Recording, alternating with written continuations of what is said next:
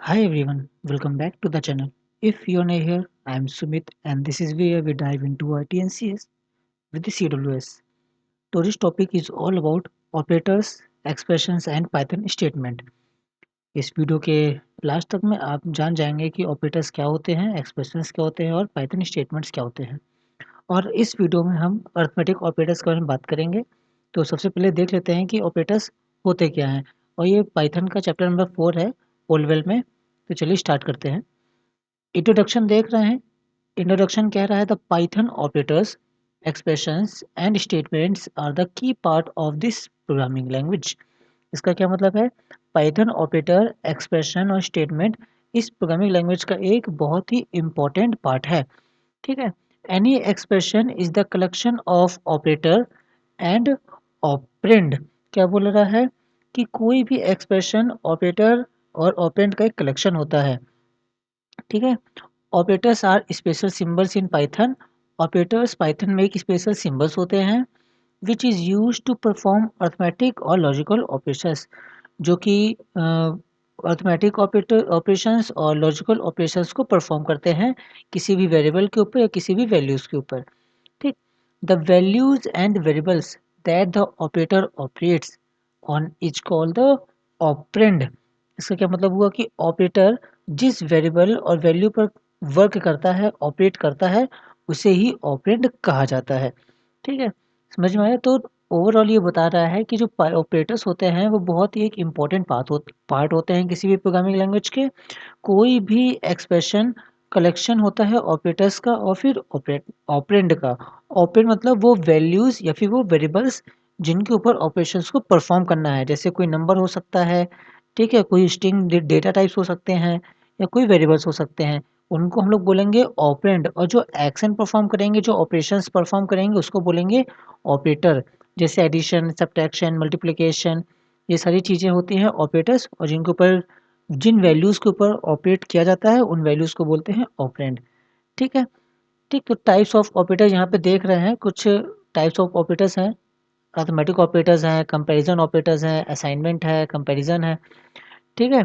Logical operator है, bit wise operator है और आइडेंटिटी ऑपरेटर होने वाले हैं।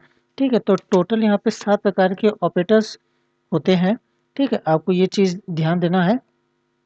ठीक है।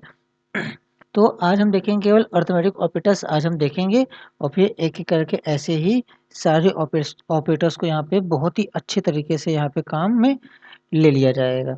ठीक है। तो स्टार्ट करते हैं अरिथमेटिक ऑपरेटर से। देखिए, the various arithmetic calculation as addition, subtraction, multiplication, division, modulus, exponent etcetera. ये अरिथमेटिक ऑपरेटर्स के अंदर ये सारे ऑपरेशंस आते हैं। जैसे कि वैल्यूज़ को ऐड करना, सब्ट्रैक्ट करना, मल्टीप्लाई करना, उसका डिवीजन निकालना या फिर मॉडुलस निकालना या फिर एक्सपोनेंट निकालना। ठीक है। तो यहाँ पे हम एक एग्जांपल लेके चल रहे हैं डायरेक्ट। मान लीजिए हमारे पास कोई भी नंबर होगा, यहाँ पे नम 1 होगा हमारे पास। ठीक है। नम 1 है जिसकी वैल्यू कुछ यहाँ पे होने वाली है। तो लेट करिए हमारे पास वैल्यू है यहाँ पे 25। ऐसे ही हमारे पास यहाँ पे नम 2 है जिसकी वैल्यू भी कुछ है, नम लेट कर लीजिए 63। ठीक है। तो अगर हमें यहाँ पे एडिशन एक्शन परफॉर्म करवाना हो, अगर यहाँ पे हमें एडिशन कराना हो तो कैसे कराएंगे एडिशन यहाँ पे? तब यहाँ पे लिखेंगे ऐड इज इक्वल टू, यहाँ पे लिखेंगे नम 1 प्लस नम 2। ओके, हालांकि ये तो बहुत ईजी है, ये हमने स्टार्टिंग में आपको बता दिया था, लेकिन फिर भी आप इसको एक बार लेके चलिए क्योंकि जब बेसिक्स फंडामेंटल क्लियर होंगे तो आगे जंप करने में और अच्छे प्रोग्रामिंग काम करने में हमें हेल्प मिलेगी। ठीक है। तो यहाँ पे हमने लिया। ठीक। तो अब देखिए, यहाँ पे इसको हम प्रिंट कर सकते हैं, है कि नहीं? तो यहाँ पे हमने इसको प्रिंट कर दिया कि प्रिंट कैसे प्रिंट करेंगे? एडिशन, एक मैसेज हमने यहाँ पे डाल दिया और यहाँ पे डाल दिया हमने ऐड। ऐसे ही तो करते हैं। सेव करेंगे और F5 से रन कर देंगे। हमारे पास आउटपुट देखेंगे तो आउटपुट यहाँ पे एडिशन 88 आ जाएगा। तो ये कौन सा ऑपरेशन हो यहाँ पे है? यहाँ पे एडिशन ऑपरेटर ऑपरेशन हो रहा है। ठीक है। जहाँ पे नम 1 क्या है? नम 1 एक ऑपरेंड है, नम 2 भी एक ऑपरेंड है और बीच में जो प्लस का सिंबल है इसको क्या बोलेंगे? इसको बोलेंगे ऑपरेटर। ठीक है ना? तो ऑपरेटर्स हमेशा ऑपरेंड्स में ही ऑपरेट होते हैं। ठीक है ना? ऑपरेंड्स तो चाहिए पड़ेंगे ऑपरेटर्स को ऑपरेट करने के लिए। ठीक। तो इसको हम लोग कुछ इस प्रकार से भी डायरेक्ट लिख सकते थे, यहाँ पे नम नम 1 प्लस नम 2 भी लिख सकते थे डायरेक्ट। ठीक। ऐसे यहाँ से हम लोग ऐसे सब्ट्रैक्शन निकाल लेंगे। सब्ट्रैक्शन इक्वल टू कैसे लिखेंगे, num1 प्लस माइनस num2 लिख देंगे, तो यहाँ पे ये सब्ट्रैक्शन यहाँ पे आ जाएगा ना। इसी प्रकार से हम लोग यहाँ पे मल्टीप्लिकेशन और डिवीजन भी निकालेंगे। तो यहाँ पे मल्टीप्लिकेशन करते हैं, यहाँ पे लगाएंगे मल्टीप्लिकेशन ऑपरेटर, यहाँ पे वेरिएबल चेंज करेंगे, यहाँ पे लिख देंगे मल्टी, मल्टी लिख दे रहे हैं। इसी प्रकार से यहाँ पे लगाएंगे डिवीजन ऑपरेटर हमने लगा दिया, और यहाँ पे लिख देंगे D I V division operator. ठीक है, इतने 4 बेसिक तो आपको पता है, 2 और होते हैं, उसको भी आप अच्छे से देखिए और समझिए। ठीक, अब यहाँ पे एक बोल रहा है मॉडुलस ऑपरेटर। मॉडुलस हमने बताया था आपको कि जब हम डिवाइड करते हैं तो नीचे रिमाइंडर आता है, तो रिमाइंडर अगर हमें चाहिए तो हम यहाँ पे मॉडुलस ऑपरेटर यूज करते हैं। ठीक है, और अगर एक्सपोनेंट चाहिए, एक्सपोनेंट मतलब क्या, एक्सपोनेंट मतलब होता है पावर। ठीक है ना, ए की पावर बी क्या होगा, या ए की पावर सी क्या होगा, किसी नंबर की पावर इतना क्या होगा, तो उसको बोलते हैं एक्सपोनेंट। ठीक, तो यहाँ पे हम लोग यहाँ पे लिख देंगे मॉडुलस और यहाँ पे लिख देंगे एक्सपोनेंट। ठीक है, क्लियर है आपको। एक और ऑपरेटर्स आप हमसे लीजिए जिसको बोलते हैं फ्लोट डिवीजन ऑपरेटर। ठीक है, तो यहाँ पे डाल दिए फ्लोट डिवीजन ऑपरेटर। ठीक है, 2 बार नंबर को डिवाइड करते हैं, इसको नाम देते हैं फ्लोट डिवीजन, FLO, और DIV, इसको ये नाम देते हैं। ठीक है, फ्लोट डिवीजन। ठीक, इतने प्रकार के ऑपरेटर्स यहाँ पे हुए। अब इनको सभी को एक एक करके प्रिंट करते हैं। आपको समझ में आया, सिंपल सा, कुछ नहीं है, एडिशन सब्ट्रैक्शन मल्टीप्लिकेशन डिवीजन है, मॉडुलस एक्सपोनेंट और फ्लोट डिवीजन यहाँ पे दिया गया है। ठीक है, इसको एक एक करके यहाँ पे प्रिंट कर लेंगे। ठीक, तो हमने यहाँ पे लिया सब्ट्रैक्शन के लिए, ठीक, मल्टीप्लिकेशन के लिए, डिवीजन के लिए यहाँ पे लिया। ठीक है, मॉडुलस एक्सपोनेंट और फ्लोट डिवीजन के लिए यहाँ पे हमने ले लिया। ठीक, एक एक करके यहाँ पे सभी के लिए यहाँ पे चेंज कर देंगे। यहाँ पे लिखेंगे सब्ट्रैक्शन, ठीक, यहाँ पे लिखेंगे मल्टीप्लिकेशन के लिए, जैसे कि हमने वेरिएबल यहाँ पे डिक्लेयर किया हुआ है। यहाँ पे लिखेंगे डिवीजन, यहाँ पे लिखेंगे मॉडुलस, यहाँ पे लिखेंगे एक्सपोनेंट का EXP, और यहाँ पे लिखेंगे फ्लोट डिवीजन, तो यहाँ पे लिखा FLODIV। आपको ये ध्यान देना है कि पाइथन केस सेंसिटिव होता है। अगर आप स्मॉल में वेरिएबल्स को यहाँ पे डिफाइन कर रहे हैं तो आपको यहाँ पे स्मॉल में ही यूज करना है। अगर आप यहाँ पे कैपिटल में डिफाइन करेंगे तो हमें यहाँ पे कैपिटल ही यूज करना होगा। आपको ये सारी चीज़ें आपको यहाँ पे ध्यान देनी पड़ेंगी।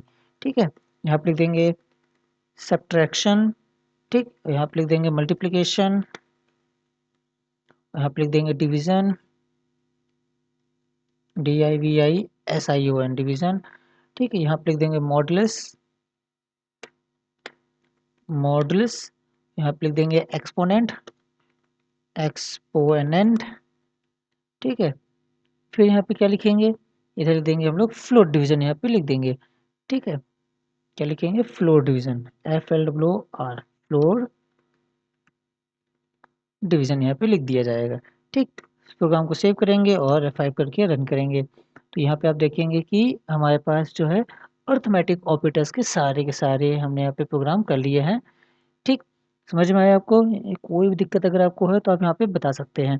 ठीक है, अगर हम यहाँ पे कुछ छोटा नंबर अगर यहाँ पे लें तो हम आपको यहाँ पे प्रूव करके आपको दिखा सकते हैं कि वो क्या है एक्चुअल में। जैसे यहाँ पे नंबर हम यहाँ पे लेते हैं, मान लीजिए 2, और यहाँ पे हम लोग लेते हैं 3। ठीक है, तो अब यहाँ पे ध्यान से आपको देखिएगा, यहाँ पे दिखाते हैं आपको कि एडिशन 2 + 3 5, सब्ट्रैक्शन -1, मल्टीप्लिकेशन 2 3 जा 6, डिवीजन करेंगे तो 0.666 आएगा। मॉडुलस में जब डिवाइड करेंगे तो नीचे रिमाइंडर में 2 आएगा। एक्सपोनेंट 2 की पावर 3 कितना होता है, 8 होता है।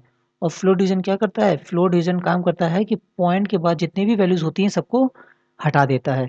ठीक है, जीरो यहाँ पे टर्न नहीं करेगा, यहाँ पे सिर्फ और सिर्फ पॉइंट की बाद वाली वैल्यूज को हटा देगा, और स्टार्टिंग का जो इंटीजर पार्ट होगा वो यहाँ पे रिटर्न कर देगा। ठीक है, आपको यहाँ पे ध्यान देना है, अगर यहाँ पे लिखा होता 56.666 तो यहाँ पे आउटपुट में आता 56 आता। ठीक है, तो इंटीजर पार्ट रिटर्न करता है और पॉइंट के बाद वाली वैल्यूज को फ्लोट डिवीजन हटा देता है। ठीक है, तो यहाँ तक मैं आई होप आपको चीज़ें समझ में आ गई होंगी। ठीक है, अगर हमें इसको यूजर इनपुट अगर बनाना है तो यहाँ पे यूजर इनपुट भी कर सकते हैं। यहाँ पे लिखेंगे इंट, यहाँ पे इनपुट फंक्शन का यूज किया जाएगा इनपुट, और यहाँ पे लिख देंगे एंटर द फर्स्ट नंबर, हमने पे लिखा एंटर द फर्स्ट नंबर। ठीक है, वाह, स्पेलिंग मिस्टेक हो गई, कोई बात नहीं। यहाँ पे लिखेंगे एंटर द फर्स्ट नंबर। इसी प्रकार से हम यहाँ पे सेकेंड नंबर में ले लेंगे इंट इनपुट, और अंदर एक मैसेज डाल देंगे एंटर द सेकेंड नंबर। ठीक है, तो हमने यहाँ पे ऐसे 2 वैल्यूज़ ले लिया है, फर्स्ट नंबर और सेकंड नंबर करके। अब हम इसको डायरेक्ट यूज़र इनपुट में चला सकते हैं, ठीक है? तो आई होप आपको चीज़ें सारी समझ में आ रही होंगी। अगर आपको कोई भी प्रोग्राम में दिक्कत आ रही है या फिर कोई भी चीज़ें आपको समझ में नहीं आ रही हैं, ठीक है? कोई भी आपका इसके कमांड्स हो गए, प्रोग्रामिंग हो गई, इसके जो है थ्योरी कॉन्सेप्ट्स हो गए या कोई भी चीज़ आपको समझ में नहीं आ रहा है, तो आप कमेंट करके बता सकते हैं या हमसे आप वहाँ पे जुड़ सकते हैं, ठीक है? तो आज के लिए इतना ही रहने वाला है। आई होप आपको चीज़ें समझ में आई होंगी and that's wrap up for today's video. I hope you found this very helpful and learn something new. If you did, don't forget to give it a thumbs up. It's really helped me a lot. Drop your thoughts or questions in the comments. I'd love to hear from you. And of course, subscribe and hit the notification bell so you don't miss future updates and videos. Thanks for watching, and I'll see you in the next one.